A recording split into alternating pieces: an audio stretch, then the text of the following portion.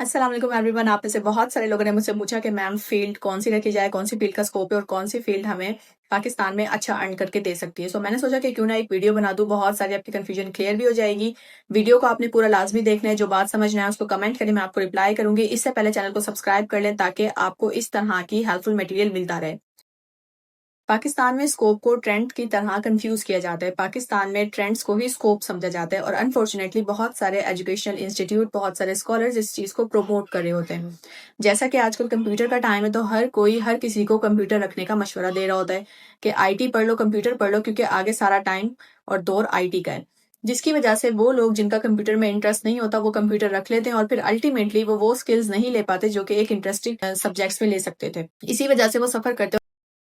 तो ऐसे 3 स्टेप्स मैं आपके साथ शेयर करने लगी हूँ जो आपको हेल्प करेंगे आपका करियर गोल फाइंड करने के लिए और आपकी कंफ्यूजन को क्लियर करने के लिए। Number 1 step is know your career goal.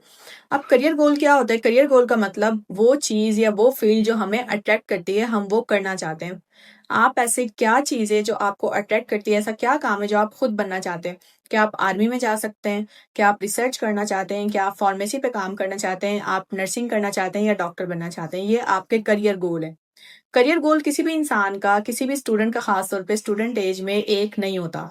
I know, I can understand कि एक साथ बहुत सारे करियर गोल्स होते हैं। आप उन्हें लिख लें, डायरी लें, उन पर लिखें अपने करियर गोल लिस्ट वाइज। सबसे पहले आप क्या करना चाहते हैं, कौन सी एक चीज़ है जो आपको बहुत ज़्यादा पसंद है और आपको अगर मौका दिया जाए तो आप लाजमी वो चीज़ करेंगे। नंबर 2 पर दूसरा गोल जो सेकंड प्रायोरिटी होती है और नंबर 3 पर थर्ड प्रायोरिटी। इसी तरह से प्रायोरिटी लिस्ट बना लें। उस लिस्ट को देखें आपका गोल किस तरह से। अगर आपका पहला गोल है मेडिकल में जाना तो कभी भी आप किसी आईटी फील्ड को सेलेक्ट नहीं कर सकते। आपका कभी भी इंटरेस्ट आईटी में नहीं होगा। सो बहुत सारे लोग जो आपको फोर्स करें आईटी के लिए वो आप अपने साथ ज्यादती करेंगे। Number 2 is know the market. Market का पता होना चाहिए, रिसेंट ट्रेंड्स का पता होना चाहिए, रिसेंट डेवलपमेंट का पता होना चाहिए कि इस वक्त क्या डिमांड चल रही है।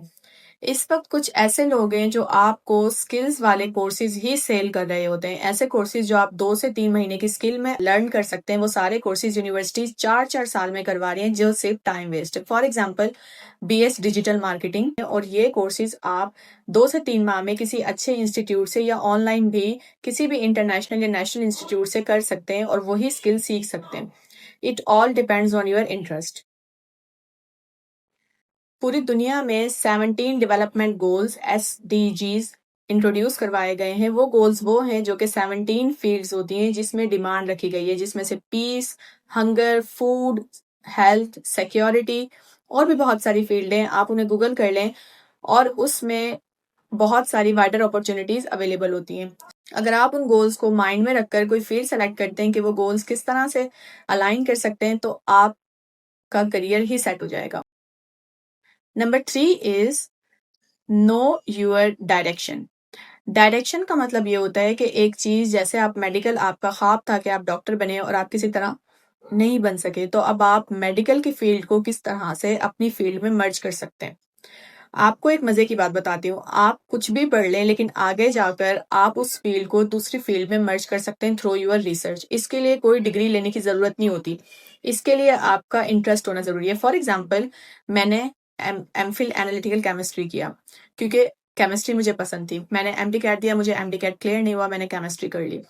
केमिस्ट्री करने के बाद जब मेरी एमफिल की रिसर्च हुई तो रिसर्च प्रोजेक्ट में मैंने मेडिकल साइंसेज का प्रोजेक्ट सेलेक्ट किया क्योंकि मेरा शुरू से इंटरेस्ट था कि मुझे मेडिकल या इंसानों से या बीमारियों के रेलिवेंट ही स्टडी करनी है।